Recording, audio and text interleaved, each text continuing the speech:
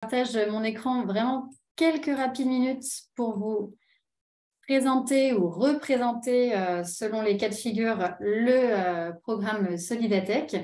En quelques mots, donc Solidatech, programme de solidarité numérique, dont le but c'est d'aider les associations à renforcer leur impact à travers une meilleure utilisation du numérique. On a un programme qui a été créé en 2008 et qui appartient au mouvement Emmaüs, à travers la coopérative d'insertion Les Ateliers du Bocage, pour ceux qui connaissent, qui est située dans les Deux-Sèvres et dont le cœur de métier, c'est tout ce qui concerne la collecte et le réemploi de matériel informatique, de smartphones et de cartoucheries. Voilà, on fait aussi partie du réseau international TechSoup, qui est notre partenaire fondateur, un programme de solidarité numérique, donc à l'échelle internationale. Nos bénéficiaires sont très largement des associations de loi 1901. Après, pour info, on retrouve aussi quelques autres statuts, comme par exemple les fondations RUP et les fonds de dotation. Et alors concrètement, comment est-ce qu'on aide ces associations dans le secteur du numérique? Essentiellement par 3 biais. Le premier, c'est de faciliter l'accès des associations au numérique à travers concrètement la partie équipement en logiciel et en matériel informatique, le tout à tarif solidaire. Le deuxième point, c'est d'accompagner les assos dans le développement de leurs usages numériques. Donc là, on est plutôt sur tout ce qui concerne les ressources qu'on développe et qu'on met à votre disposition, sur les ateliers et les formations que l'on crée, sur notre équipe hotline, etc. Et typiquement le sujet du jour, sur notre super outil de diagnostic numérique. Et le troisième pilier, c'est sur la coproduction et la diffusion des savoirs sur la transition numérique des associations à travers pas mal de projets qu'on fait un peu dans l'ombre peut-être par rapport à ce que vous pouvez connaître vous en tant qu'association. Mais voilà, on travaille sur divers projets européens. L'étude, ça peut-être vous en avez entendu parler avec notre baromètre sur la place du numérique dans le projet associatif. Et un projet que je partageais avec Boris typiquement. Et Boris est également responsable de la partie CRDLA pour la partie Solidatech en coopération avec le mouvement associatif pour ceux à qui ça parle. Sinon, là, je vous invite à creuser sur notre site internet, il y a plein d'infos là-dessus. Donc, un rapide aperçu des logiciels et solutions qu'on met à votre disposition. N'hésitez pas à consulter le catalogue, mais voilà, l'idée là, c'est juste de montrer qu'on a aussi bien des solutions de compta que de création graphique, que d'antivirus, etc., qui couvrent un petit peu tous les besoins, autant qu'on peut en tout cas, des associations, et le tout avec pas mal de grands noms, on va dire, à la Microsoft, Adobe, Google, etc., mais aussi pas mal de solutions françaises que vous pouvez peut-être découvrir grâce à notre biais du type NetExplorer, TalkSpirit, INSIA, Veit, etc. Le matériel qu'on met à votre disposition, ça va être essentiellement du matériel reconditionné par du coup nos ateliers du bocage dans les Deux-Sèvres dont je parlais tout à l'heure, avec des emplois en insertion derrière. Et on a aussi une petite offre de matériel neuf grâce à nos partenaires Cisco et Dell.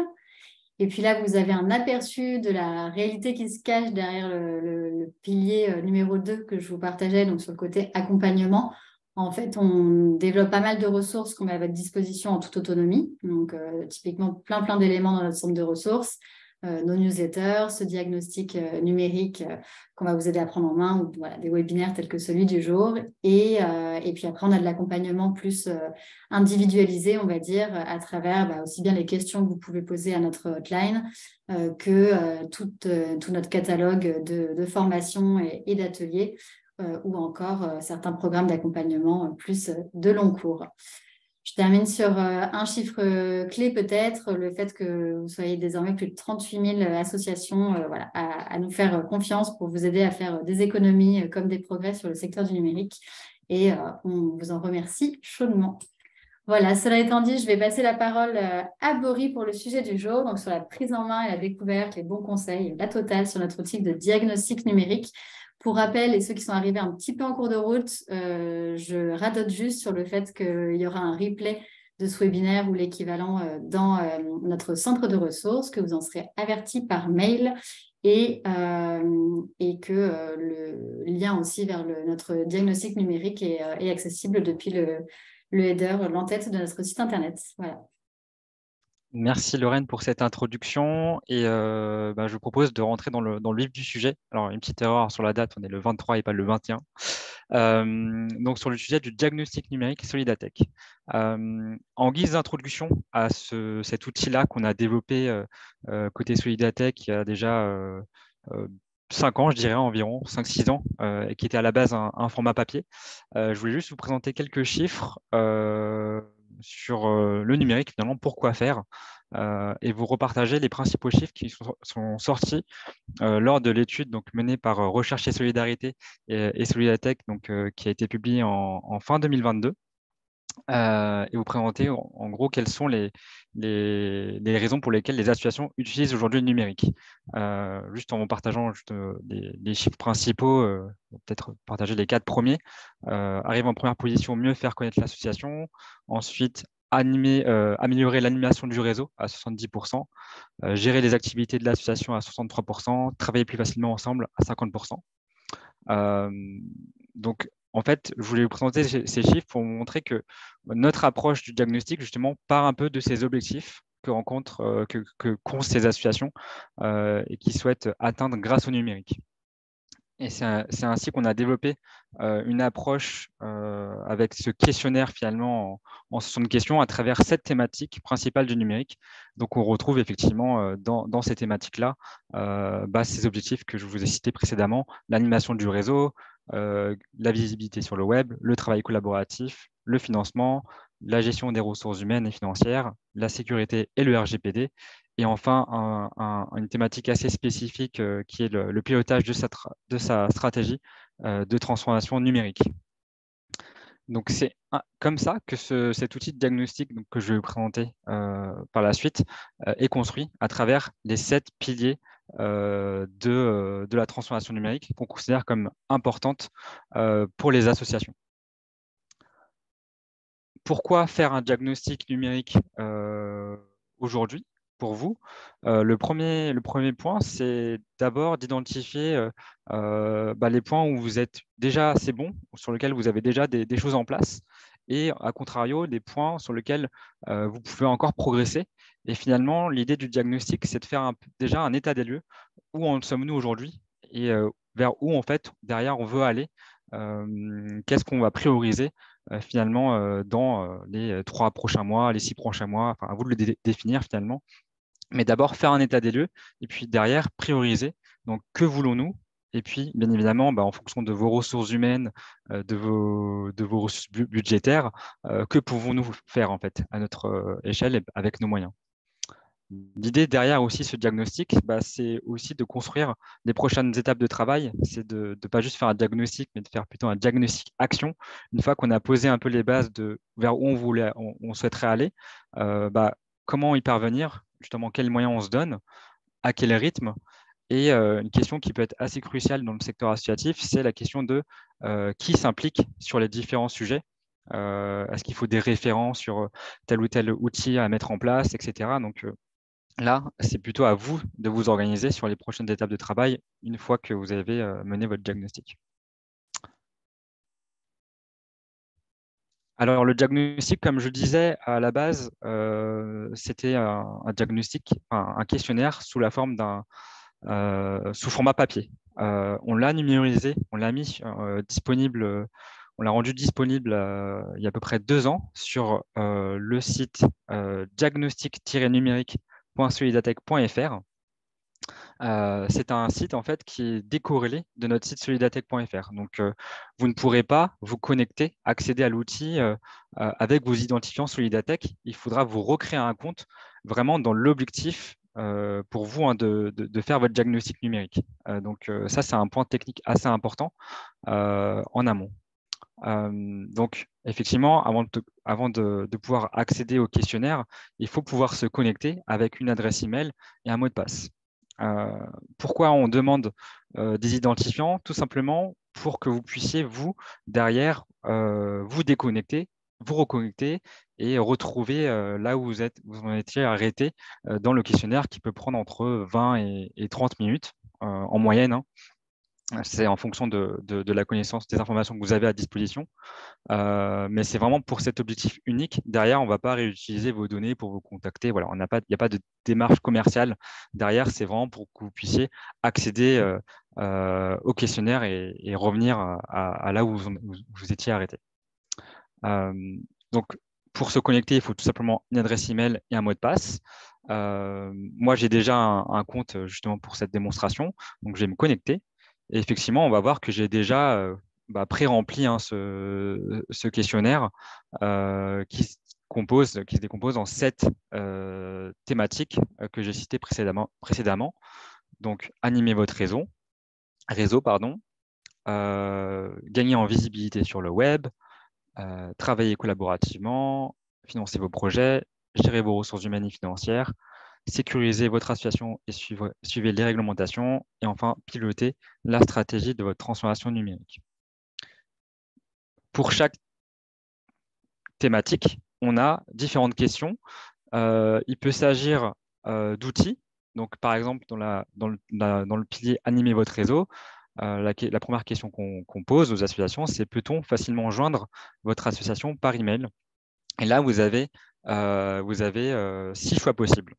Auparavant, il y en avait 5. Maintenant, il y en a 6. Donc, pour ceux qui connaissaient déjà l'outil, vous avez peut-être déjà aperçu cette modification. En fait, on a oui, c'est satisfaisant. Oui, mais c'est à revoir. Et ça, c'est la réponse qu'on a ajoutée dernièrement à l'outil. En cours, donc l'outil est en cours d'implémentation. Il y a une date fixée. Donc, ça, on va potentiellement, dans les prochaines semaines, avoir un email pour qu'on puisse nous joindre. Non, mais ça serait utile. Et ça, c'est vraiment une réponse assez importante pour justement vous aider à identifier ce qui peut être pertinent au vu de vos objectifs que vous êtes fixés au niveau de l'association. Et qui s'oppose du coup à la réponse hors périmètre, où là, du coup, tous les choix où vous allez, enfin, à toutes les questions que vous allez renseigner hors périmètre, c'est finalement les outils ou les chantiers numériques qui ne vous semblent pas pertinents au vu de vos objectifs au niveau de l'association.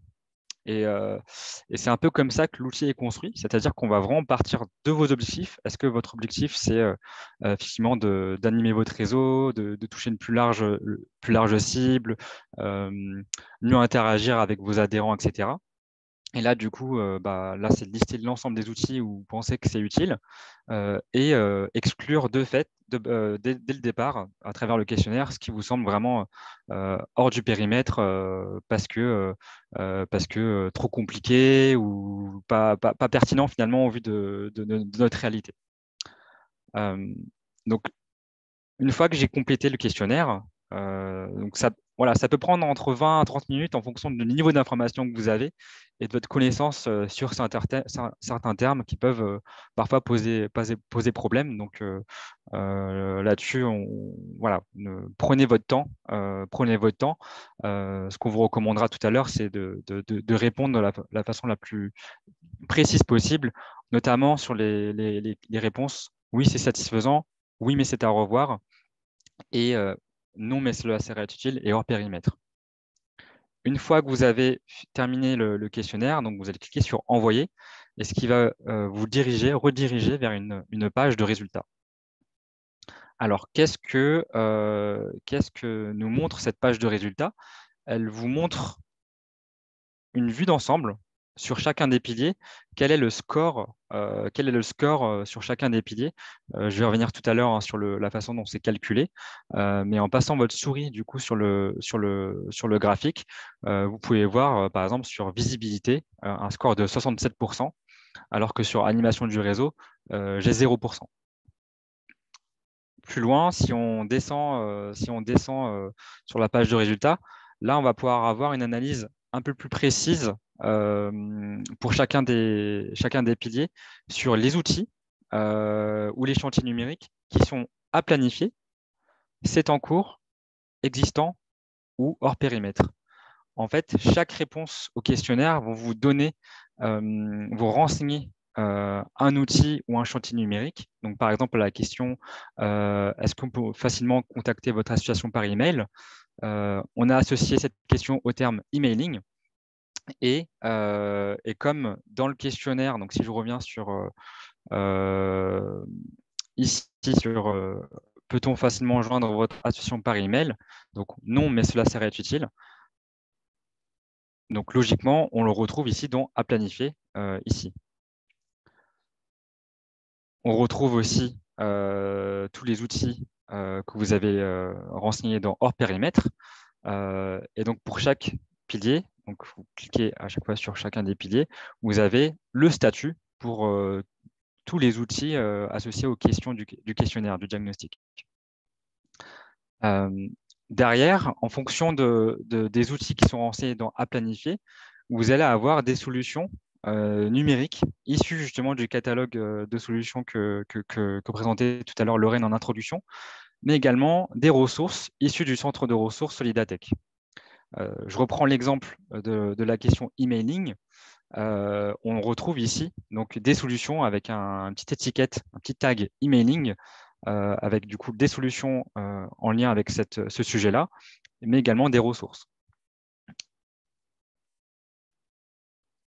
Comme on a également dans à planifier réseau social interne, on a des solutions avec l'étiquette, le tag réseau social interne. Si je clique sur ressources, ça me redirige sur un article du centre de ressources Solidatech en lien avec cette problématique.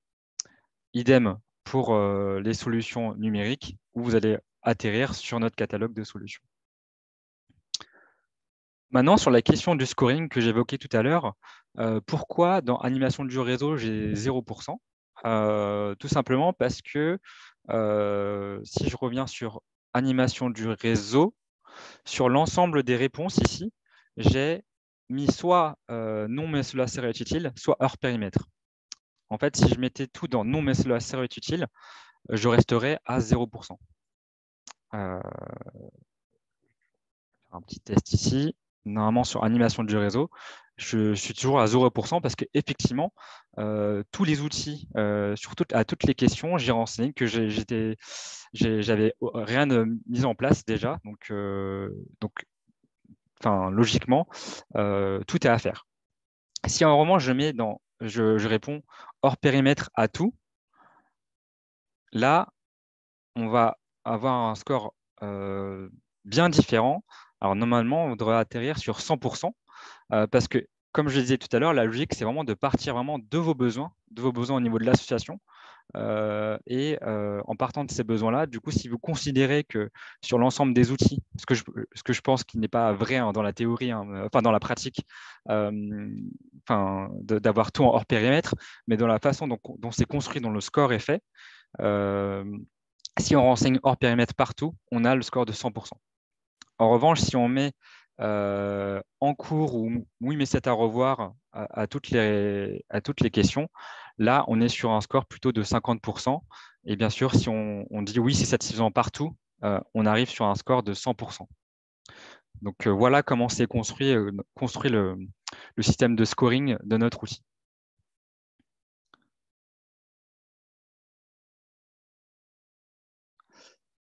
S'il n'y a pas de questions il n'y a pas de questions, Lorraine, sur le fonctionnement de l'outil, sur le score, sur les statuts ici à planifier cet en cours existant, ce que je vous propose peut-être pour finir sur ce webinaire, c'est des conseils pour le compléter de la façon la plus optimale possible.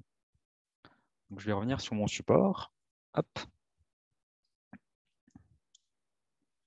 Donc, 4 conseils pour utiliser au mieux l'outil. C'est un outil, voilà, comme je disais, qui peut prendre du temps, entre 20 à 30 minutes si vous avez déjà toutes les informations, peut-être plus, peut-être que vous avez des doutes, vous aurez des doutes pour le remplir. Voilà, peut-être qu'il va évoluer aussi au cours du temps. L'idée vraiment, c'est vraiment de suivre nos conseils pour que les résultats soient le plus proche de votre réalité et que vous puissiez d'ailleurs vous l'approprier dans le temps. Conseil numéro 1, déjà, c'est de le compléter individuellement avec la version papier qu'on a à disposition dans notre centre de ressources Solidatech, ou de créer un compte individuel directement sur le site web, et puis de demander à d'autres personnes de faire l'exercice de leur côté. Ensuite, vous remettre en collectif pour identifier les points d'accord ou de désaccord. Par exemple, sur l'outil de newsletter ou de réseau social interne, moi, je pense que ça pourrait être utile. Et quelqu'un d'autre a répondu hors périmètre. Donc, identifier ces points de désaccord, puis débattre pour justement comprendre pourquoi on a répondu à telle ou telle réponse.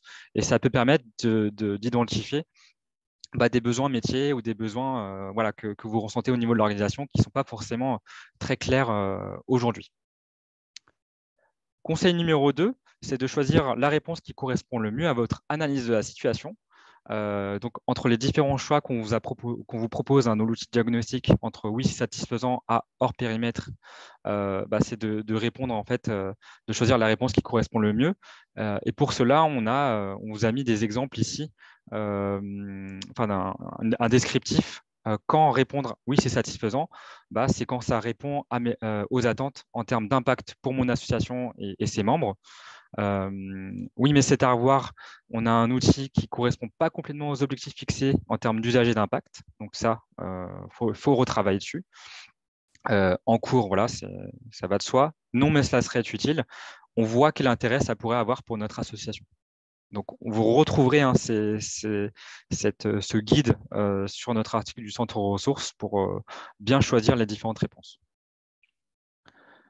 Le troisième conseil qu'on vous propose, c'est de traduire les résultats de l'autodiagnostic à travers une cartographie visible de tous que vous pourrez imprimer pour être sûr que chacun soit au courant de ce qui est existant, hors périmètre, en cours ou en cours de planification.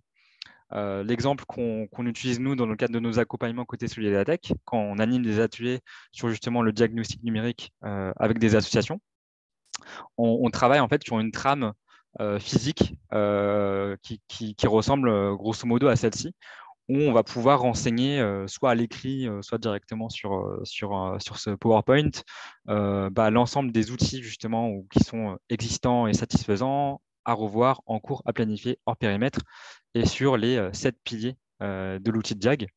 Ça vous permettra en fait, encore une fois, de la partager, de la diffuser en interne et montrer qu'est-ce qu'il en est aujourd'hui de notre état des lieux. Donc, on vous a encore remis un modèle à imprimer en A3 sur notre site Solidatech si vous voulez le compléter puis l'imprimer une fois que vous avez fini ce travail-là de diagnostic. Conseil numéro 4, et ça c'est le dernier, et là on sort vraiment du cadre un peu du diagnostic, on est vraiment sur la partie action. Une fois que vous avez fait le diagnostic, qu'est-ce que je fais concrètement ? Et en fait, le focus que vous allez devoir faire, sur lequel vous devez faire, c'est sur la partie à planifier ou à revoir. Pour l'ensemble des chantiers numériques et outils numériques qui sont dans la colonne, justement dans cette colonne à revoir ou à planifier, qu'est-ce que je fais une fois que j'ai fait mon état des lieux ? Eh bien, tout simplement, c'est déjà de prioriser ce qui vous semble le plus important. Donc, ça nécessite peut-être des temps d'échange en interne sur nos besoins, sur l'urgence de tel ou tel chantier. Et une fois qu'on a priorisé ces chantiers-là, eh bien, c'est d'adopter une méthodologie de gestion de projet finalement pour garantir le succès, d'être sûr que quand on va mettre en place un outil numérique, on ne va pas perdre du temps et de l'argent sur la mise en place parce que ça n'aura pas à 100% correspondu aux besoins de l'association.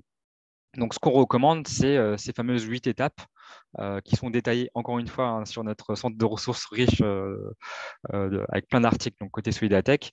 La première étape, quand on a un outil à planifier, par exemple un réseau social interne, eh bien, notre recommandation, c'est de nommer un ou une chef de projet qui va piloter la mise en place de l'outil.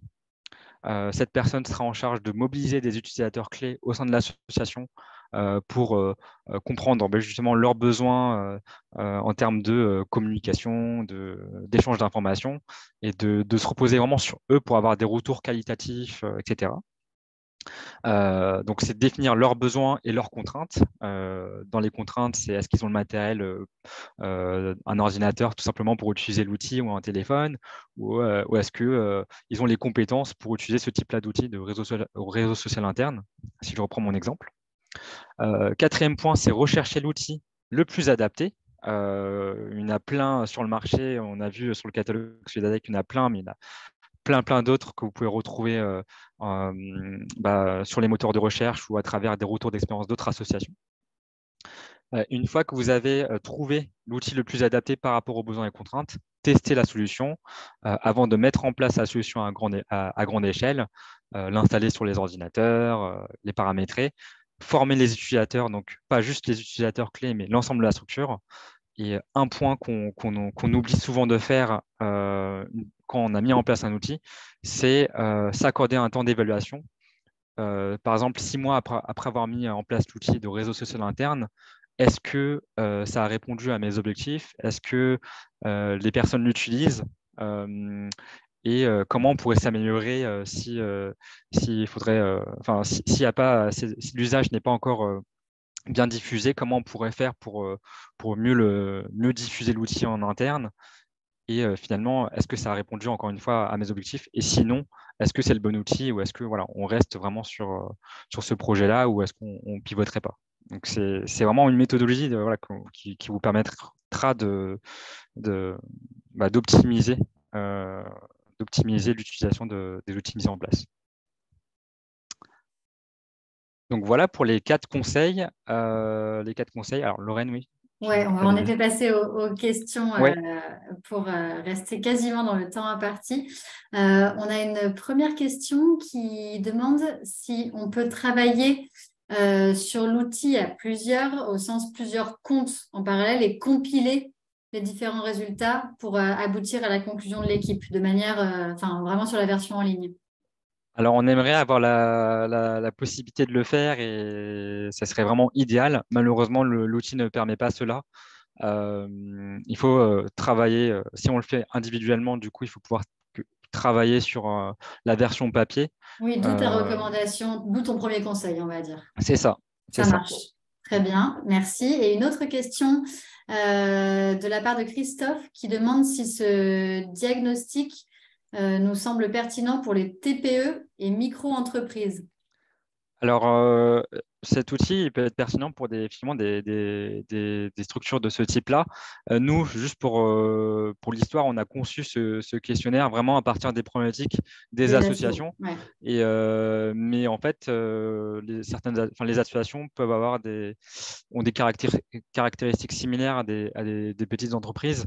Ce qu'il est important de savoir, c'est que du coup, par exemple, dans les sujets qu'on a renseignés ici, on ne parle pas, par exemple, d'intelligence artificielle, on ne fait pas le focus sur la data, qui sont les thématiques numériques, mais qui, en notre sens, ne sont pas des enjeux prioritaires pour le secteur associatif. Donc, pour moi, effectivement, cet outil-là est quand même assez complet, hein. Vous avez vu, il y a 7 thématiques. Pour chacune, il y a environ 10 questions. C'est un beau travail, c'est un bon travail déjà pour ce type-là de structure.